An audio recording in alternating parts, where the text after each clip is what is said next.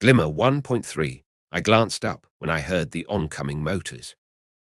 I'd been reclining against the wall of the shop, not dozing, but resting. It seemed the PRT had arrived. Not just the PRT at that. I blinked, and suddenly there was someone standing in front of me. His costume was red, and stripes intersected on his chest to form a V. Velocity, Brockton Bay's very own speedster. I smiled at him. "Hello," I said. He smiled back, his lower face visible under the mask. "Hey," he responded. "Anita, right," I nodded.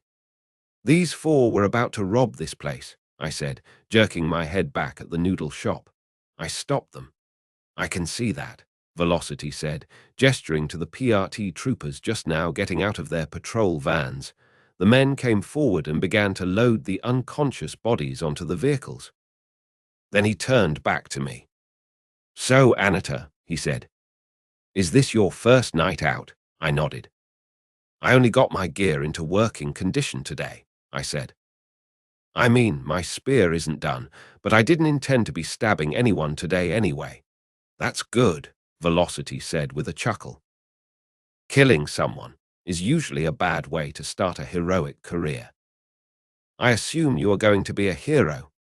"I'd like to be," I replied, watching as the PRT troopers gathered the ABB members' guns.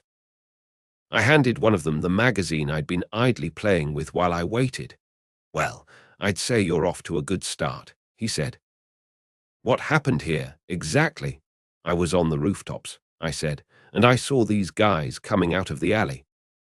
"Heard them too." They were saying that the shopkeeper, Toshi, I guess, hadn't paid the ABB his protection money, so they decided to take it from him. Guess so. I dropped down behind them and told them to stop. They shot at me. That didn't work. I told them to drop the guns, and they did, but then someone else got involved. "Someone else?" Velocity's voice sharpened slightly. I nodded. "Capes, 4 of them," I said. "Tattletale, Gru, and Bitch, I think. And one more. The Undersiders," the Protectorate Cape said grimly.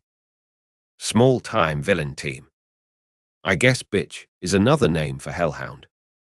"The 4th guy, was he wearing a white costume with a jester's mask?" I nodded. "His name's Regent," Velocity explained. "He's a master, can control a person's body.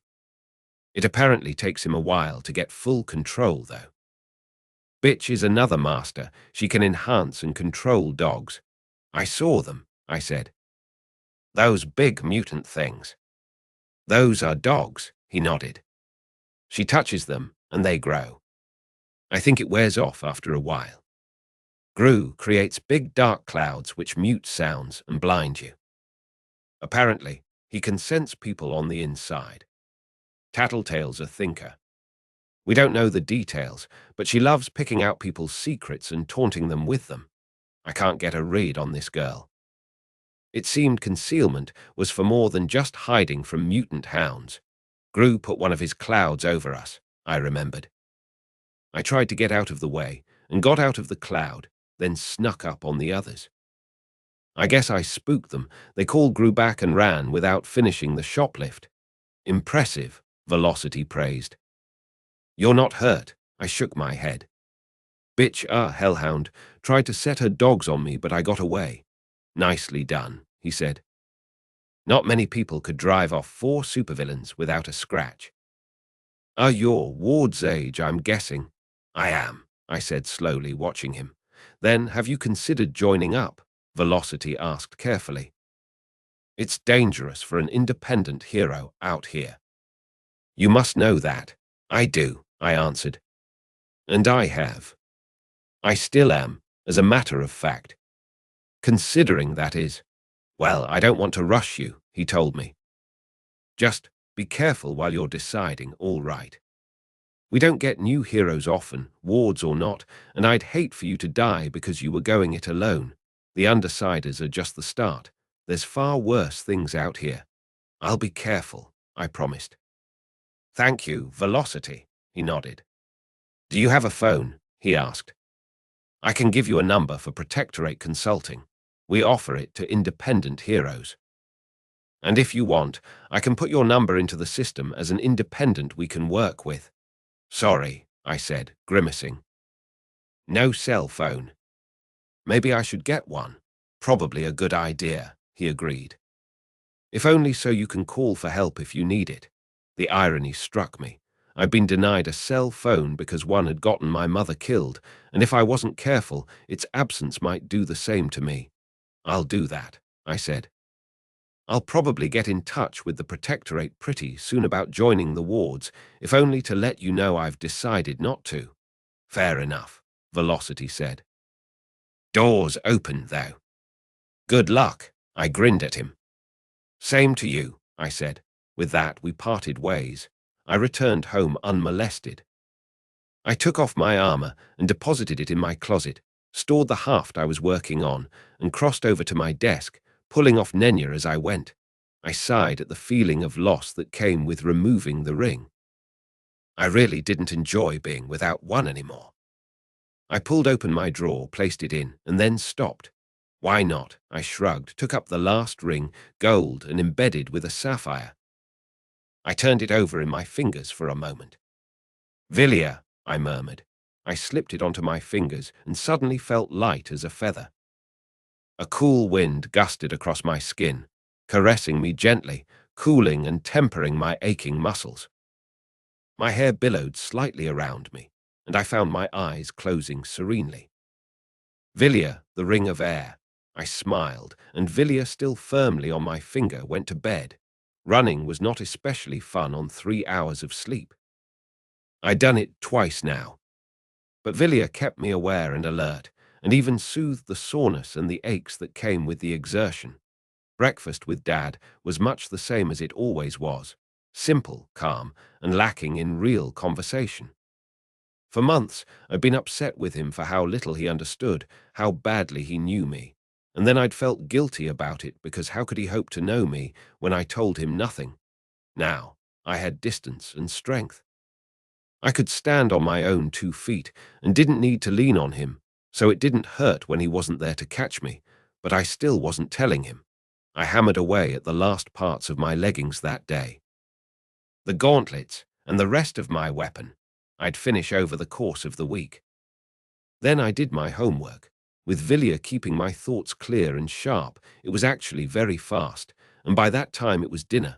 Over dinner, I thought about whether I should go out that night. Villia hadn't really been tested yet. I could get that out of the way tonight and then go to school tomorrow with whichever ring I thought most suitable. On the other hand, I kind of wanted to stay cautious. My armor was mostly done. All I needed now was gauntlets, but my weapon still wasn't, and I had no support. Independence had a bad habit of dying quickly in Brockton Bay, and dying didn't sound good, not when I had so much more to build. I'd had a close shave with the Undersiders last night. What if, next time, it was Kaiser? Or Lung? Also, the scrap metal I was transmuting into mithril really wasn't cutting it.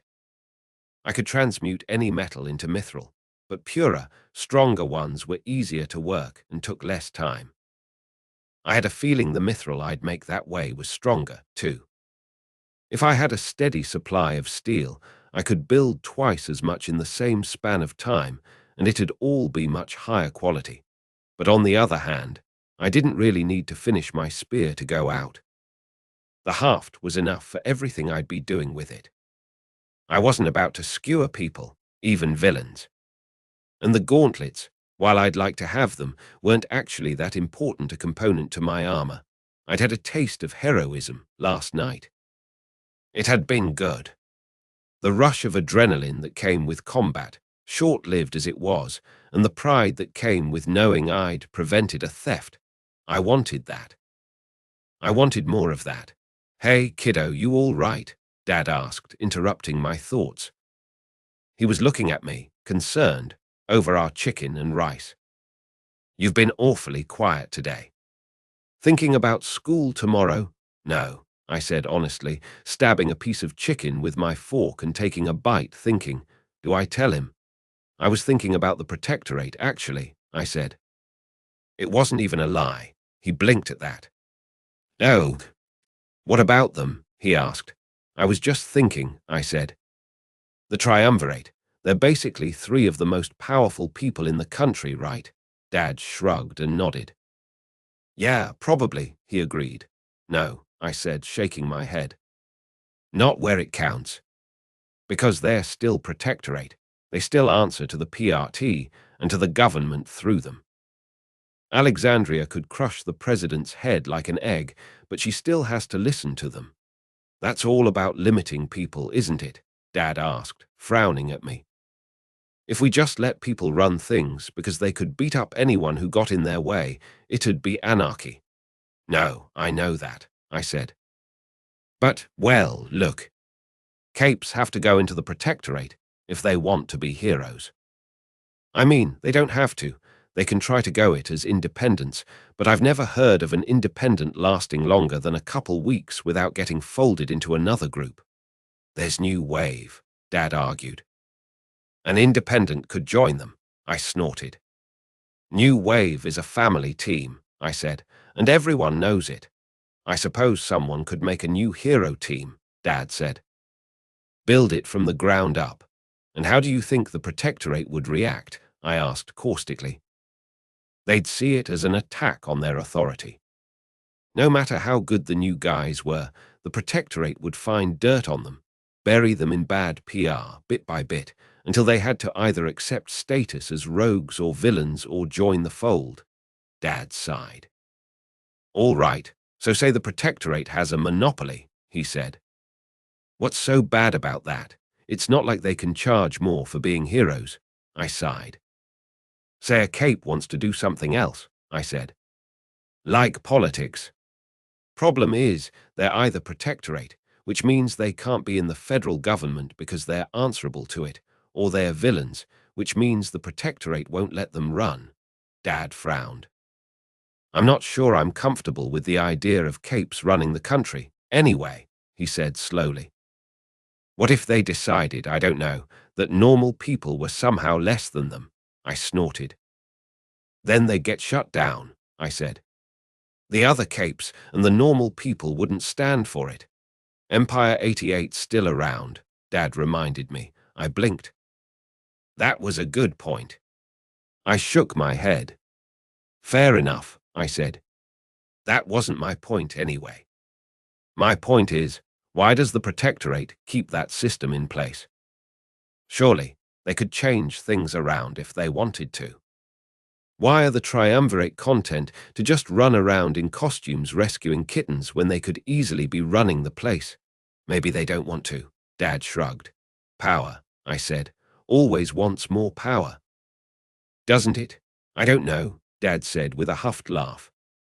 I've never really had enough power to know, kiddo. After dinner, I considered my gear, running my thumb over Villiers on my left hand.